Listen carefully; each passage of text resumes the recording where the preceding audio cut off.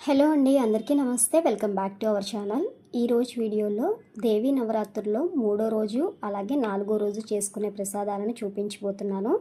ముందుగా కొబ్బరన్నాన్ని ఎలా ప్రిపేర్ చేసుకోవాలో చూద్దాము.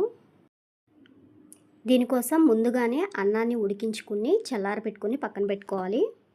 ఇప్పుడు స్టవ్ ఆన్ చేసుకుని స్టవ్ మీద పాన్ పెట్టుకుని కొద్దిగా ఆయిల్ అలాగే కొద్దిగా నెయ్యి అనేది వేసుకుని వేడెక్కిన తర్వాత ఇప్పుడు నేను మీకు చూపిస్తున్న పోపు దినుసులన్నీ కూడా వేసుకోవాలి. అలాగే సన్నగా తరిగి పెట్టుకున్న అల్లము పచ్చిమిర్చి కూడా యాడ్ చేసుకోవాలి.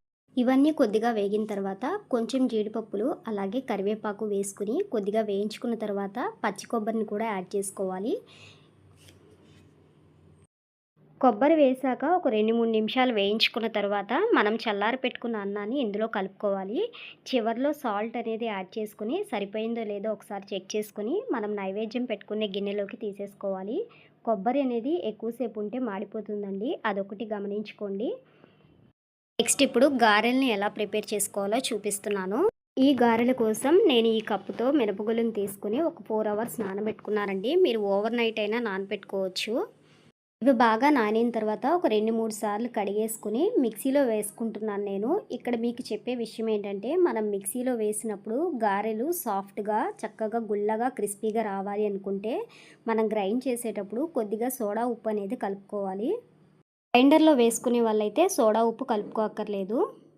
అలాగే నేను పిండిని మిక్సీ పట్టుకునేటప్పుడే కొద్దిగా ఒక చిన్న అల్లం ముక్కని అలాగే ఒక పచ్చిమిర్చిని గ్రైండింగ్ వేసేస్తున్నానండి. దీన్ని సన్నగా తరిగి చిన్న ముక్కలుగా అయినా వేసుకోవచ్చు. కాకపోతే మా ఇంట్లో తినేవాళ్ళు గారెల్లోంచి వాటిని కూడా వేరి పక్కన పెడతారు. సో అందుకని మొత్తానికే నేను మొత్తం అన్నీ కూడా కలిపేసి మిక్సీ పట్టేసుకుంటున్నాను.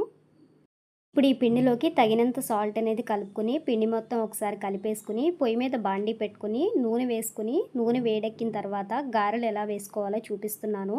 ఇక్కడ మనకి గారెలు అనేవి 2 రకాలుగా వేసుకోవచ్చండి. దేవునికి నైవేద్యంగా పెట్టేటప్పుడు ఈ మధ్య గరికపాటి వారి ఉపన్యాసాల్లో శాస్త్రం ప్రకారం గారె అనేది ఎడమ చేయి ఉపయోగించకుండా కుడి చేత్తో మాత్రమే వేయాలి అని ఆయన చెప్తూ వస్తున్నారు. ఇది అందరికీ తెలిసిందే.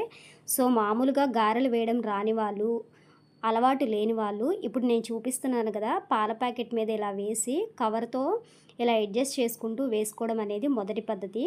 ఇక గరికపాటి వారు చెప్పిన దాని ప్రకారం అయితే పక్కన గిన్నెలో కొంచెం వాటర్ అనేది పెట్టుకుని చెయ్యి తడుపుకుంటూ గారె అనేది వేసుకోవాలి.